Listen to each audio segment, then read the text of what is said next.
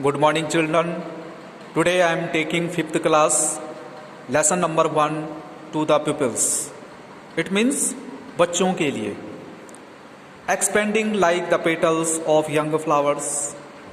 जो छोटे छोटे फूल हैं उनके जो पंख हैं और जो उनके पत्तियां हैं वो धीरे धीरे फैल रही हैं.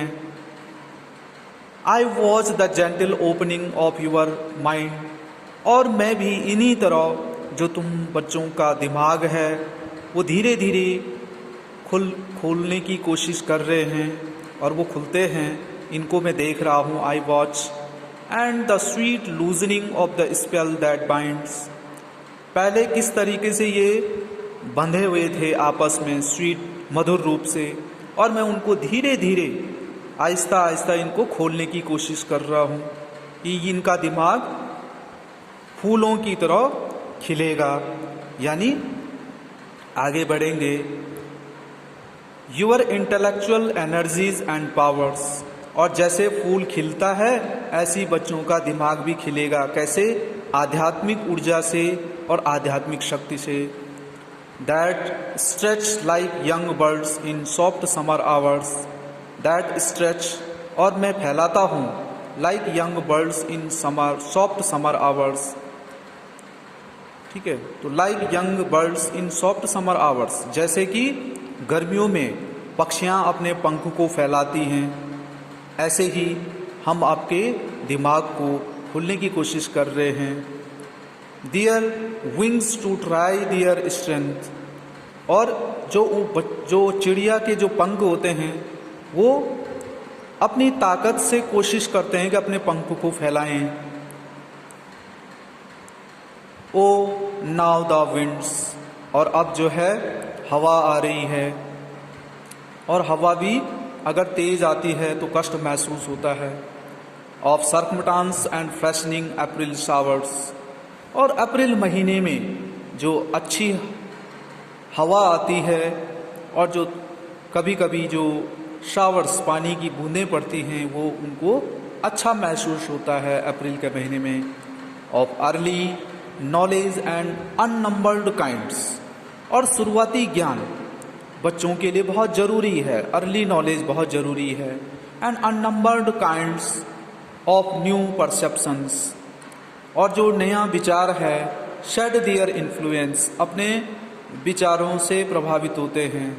शेड दियर इन्फ्लुएंस, और अपने विचारों में से प्रभावित होते हैं. And how you worship truths omnipotence. और अब हम इस ज्ञान को पूजा करते हैं और यही सर्वशक्तिमान है. That joyance reigns that what joyance reigns upon me. और मेरे ऊपर खुशी रूपी बारिश है.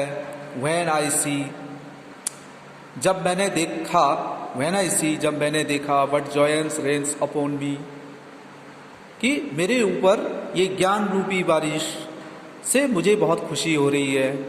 Fame in the mirror of futurity.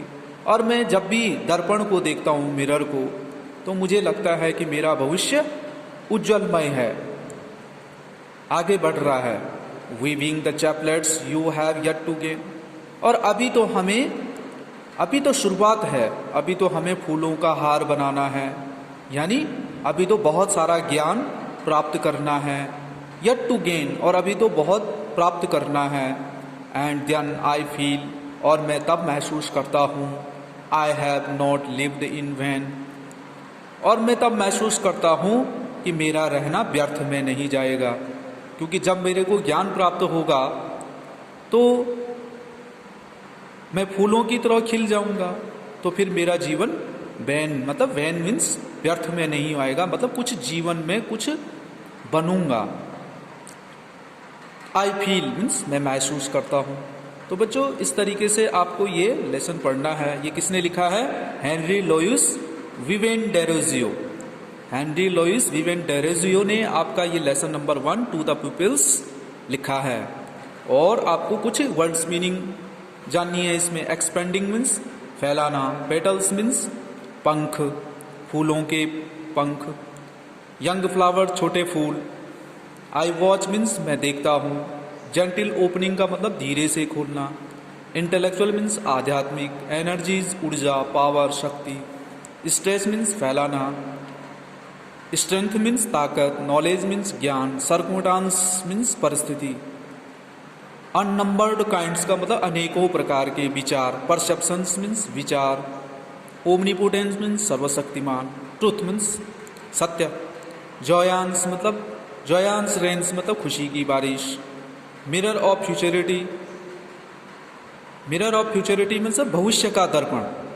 यहाँ पर वो दर्पण नहीं है जिसमें हम अपने बालों को संवारते हैं, ये है भविष्य का दर्पण जिसमें हम चाहते हैं कि हमारा नाम ऊपर हो और हमें अच्छा नॉलेज हो, हम कुछ बड़ा आदमी बने। इस प्रकार से mirror of futurity. Weaving the chaplets means फूलों की माला। फूलों की माला को बुनना। वीविंग मीन्स बुनना। चैपलेट्स मीन्स माला।